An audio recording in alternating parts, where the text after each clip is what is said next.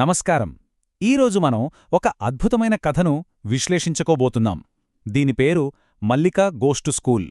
ఇది ఒక బైలింగ్వల్ అంటే ద్విభాషా రీడింగ్ పాఠం.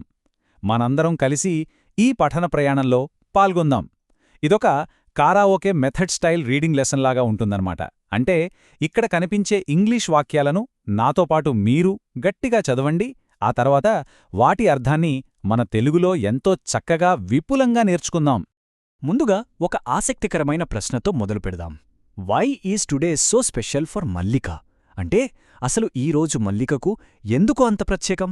రాత్రి నిద్రకూడా పట్టనంత ఉత్సాహంగా ఆ చిన్నారి ఎందుకుంది? వింటుంటేనే క్యూరియాసిటీ పెరుగుతోంది కదూ. అసలు ఆ అద్భుతమైన కారణమేంటో ఇప్పుడు చూద్దాం. సరే, ఇప్పుడు నాతో పాటు ఈ ఆంగ్ల వాక్యాలను గట్టిగా సరైన లయతో చదవండి. Ready? Today is a very special day for Mallika. She was so excited that she couldn't sleep after dawn. Today is going to be Mallika's first day at school. భలే చదివేరు. ఇక్కడ ఎక్సైటెడ్, డాన్ లాంటి పదాలు పలికేటప్పుడు ఆ పాప సంతోషం ఎంతలా ఉందో గమనించారా? ఇక్కడ అసలు విషయమేంటంటే ఈరోజు మల్లికకు నిజంగానే పండగరోజు. ఆనందంతో ఆ పాపకు తెల్లవార్లో నిద్రపాటలేదు. కిటికీలోంచి ఆతృతగా బయటకు చూస్తోంది. ఎందుకంటే ఆ కొత్తగా వేసిన రోడ్డు ఆమెకు స్వాగతం పలుకుతున్నట్లుగా ఉందట. ఈరోజే మల్లిక మొదటిసారి బడికి వెళ్తోంది. ఆ పాప మనసులో ఉన్న ఉత్సాహం నిజంగా మనకి స్పష్టంగా అర్థమవుతోంది కదా. ఎక్కడ మనం ఒక కొత్త ఇంగ్లీష్ పదాన్ని నేర్చుకుందాం. అదే అనీవెన్. అంటే ఎత్తుపల్లాలుగా ఉండటం, ఏమాత్రం సమానంగా లేకపోవటం అనమాట. మల్లిక బడికి వెళ్లే దారి ఎంత కష్టంగా, గుంతలతో ఉందో చెప్పడానికి ఈ పదం సరిగ్గా సరిపోతుంది. ఆ చిన్నారి రోజు ఎదుర్కొంటున్న అతిపెద్ద సవాలును ఇది మనకు కళ్లకు కట్టినట్లు చూపిస్తోంది. మళ్ళీ మన కారవోకే రీడింగ్ స్టార్ట్ చేద్దాం. నాతో పాటు స్పష్టంగా చదవండి. The way to the school is narrow, Rocky and uneven. Right from her childhood, Mallika couldn't walk. Her Nana always consoled her. You can weave a variety of cane baskets. You have magic in your hands. అద్భుతం! ఈ వాక్యాలు మల్లిక ఇబ్బందిని మాత్రమే కాదు, ఆమెకున్న టాలెంట్ను కూడా మనకు పరిచయం చేస్తున్నాయి. దీని అర్థమేమిటంటే మల్లిక వాళ్ల ఇల్లు నల్లమల అటవీ ప్రాంతం దగ్గర ఉంటుంది. బడికి వెళ్లే దారేమో ఎత్తుపల్లాలతో, రాళ్లతో నిండి ఇందాక మనం చెప్పుకున్నట్టు అన్ఈవెన్గా ఉంటుంది. పాపం చిన్నప్పణ్ణుండి మల్లిక నడవలేదట. కాని తన నాన్నెప్పుడూ ఆమెను ఎంతో ప్రేమగా ఓదారుస్తూ, నువ్వెంతో అందంగా వెదురుబుట్టలల్లుతావు, అద్భుతమైన బొమ్మలు వేస్తావు, నీ చేతుల్లోనే ఒక మ్యాజికుంది అని ధైర్యం చెప్పేవారు.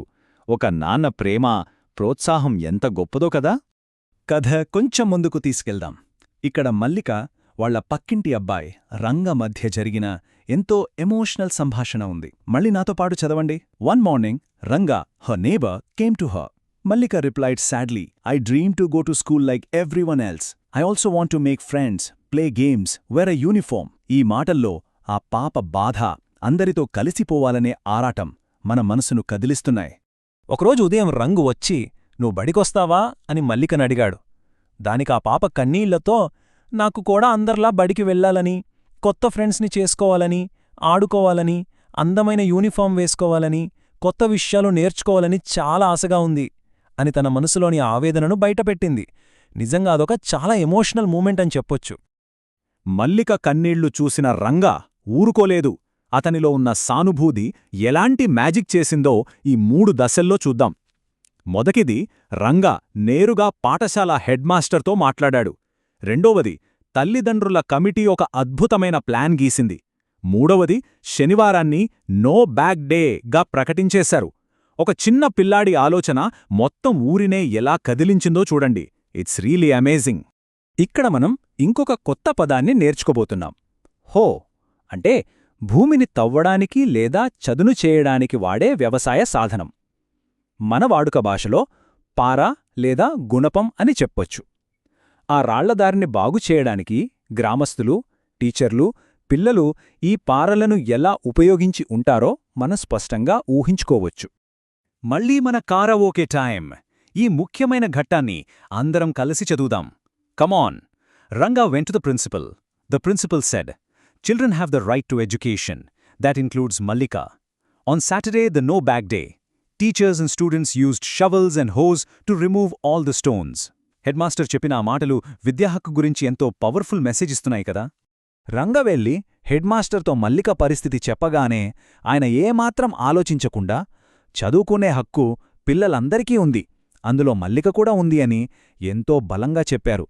ఇంకేముంది, ఆ శనివారం నో బ్యాగ్ డే నాడు టీచర్లు, స్టూడెంట్స్, అలాగే గ్రామ పంచాయతీ సభ్యులు అందరూ కలిసి పారలు, గుణపాలతో ఆ రాళ్లదారిని చదును చేసి ఏకంగా వీల్చైర్ వెళ్లేలా చక్కటి రోడ్గా మార్చేశారు.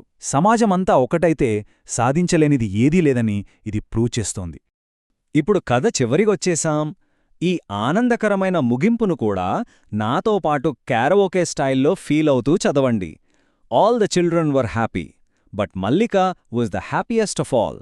I never dreamed I would see a day like this, Mallika said, wiping away tears of joy.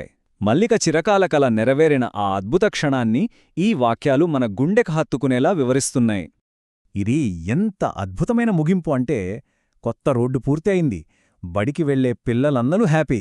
కానీ వాటన్నిటికంటే మల్లిక ముఖంలో ఉన్న ఆనందం అసలు వెలకట్టలేనిది. నా జీవితంలో ఇలాంటి రోజు వస్తుందని కలలో కూడా అనుకోలేదు అని ఆనంద భాష్పాలు తుడుచుకుంటూ అందరికీ థ్యాంక్స్ చెప్పింది మల్లిక. ఆ కుటుంబం తమ సంతోషాన్ని పట్టలేక అందరికీ పూలబొకే, కమ్మటి రాగిలడ్డూలు పంచిపెట్టారు. ఈరోజు మనం నేర్చుకున్న ఈ స్ఫూర్తిదాయకమైన కథను ప్రఖ్యాత సైంటిస్ట్ స్టీఫెన్ హాకింగ్ గారి ఒక అద్భుతమైన కొటేషన్తో ముగిద్దాం. However difficult life May seam, there is always something you can do and succeed at. అంటే జీవితం ఎంత కష్టంగా అనిపించినా సరే, మనం చేయగలిగినది, మనం సక్సెస్ అవ్వగలిగినది ఎప్పుడూ ఏదో ఒకటి ఖచ్చితంగా ఉండితీరుతుంది. మల్లిక కథ కూడా మనకు నేర్పేది ఇదే. శారీరక లోపాలను పక్కన పెట్టి మనలో ఉన్న టాలెంట్ని గుర్తించాలి, అలాగే పక్కన వాళ్ళకి హెల్ప్ చేసే గుణం అలవర్చుకోవాలి. మరి మన జీవితంలో ఎదురయ్యే సవాళ్లను మనం ఎలా ఫేస్ చేస్తాం? ఒకసారి ఆలోచించండి. మరో ఆసక్తికరమైన విశ్లేషణతో మళ్ళీ కలుద్దాం.